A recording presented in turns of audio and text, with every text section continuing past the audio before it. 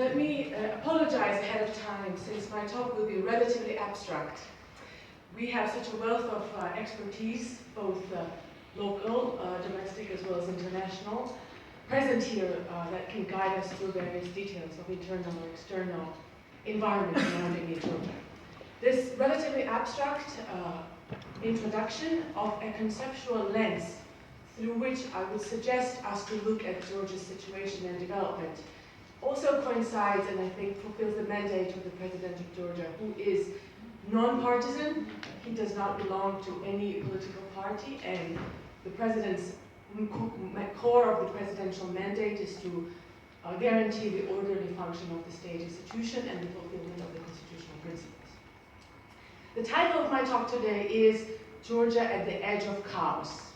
I'm drawing on this idea, the edge of chaos, which is highly popular, which first was invented in mathematics, then is popular in natural sciences, in physics, as well as in business studies. I think it's pertinent, and I'm sure some of the talks which have been already expressed here and will be expressed here later on do provide case studies and examples as to how Georgia tries to navigate the space between order and chaos, how Georgia tries to balance the situation and survive at the edge of chaos. Needless to say that the environment surrounding Georgia and its geopolitical situation does resemble chaos.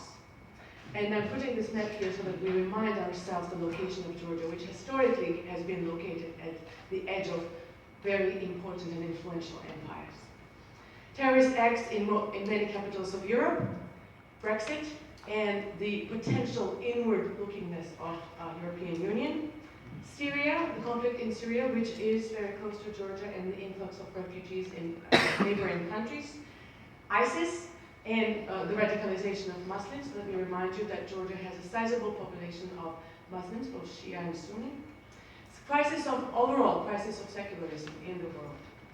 Russia, which is hyperactive recently, and two occupied territories which are on the territory of Georgia, as well as creeping occupation and the potential of revival of hostilities. Coup attempt in Turkey, recent conflict between Russia and Turkey, as well as recent rapprochement between these two powers. Revival of hostilities in Karabakh. Overall, the list could be very long, and I would characterize the situation surrounding Georgia as nobody's talking to anybody else, or home alone. Georgia, in a way, is home alone in the region. But so the question in Georgian public sphere often is, can we as Georgians survive in this chaotic environment? Can we cope with this potential or ongoing conflicts, and can we cope with these challenges that are presented by this environment?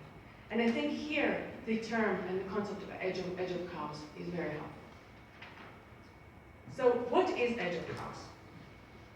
Edge of chaos is a space between order and chaos.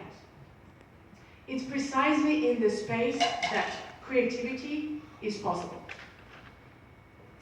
The challenge is to be as close to chaos, to observe developments in the chaos, but at the same time not to be drawn in chaos. This is the physicist John Burks. Mitchell Waldrop, in his book Complexity, and I have to remind you that the concept of edge of chaos comes from complexity theory, says that the balance point, often called the edge of chaos, is where the components of a system never lock into place. That's order. And yet never quite dissolve into turbulence either. That's chaos. The edge of chaos is where life has enough stability to sustain itself and enough creativity to deserve the name of life.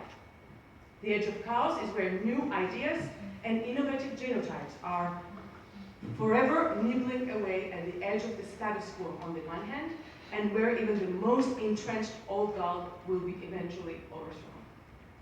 The edge is the constantly shifting zone between stagnation on the one hand and anarchy on the other hand.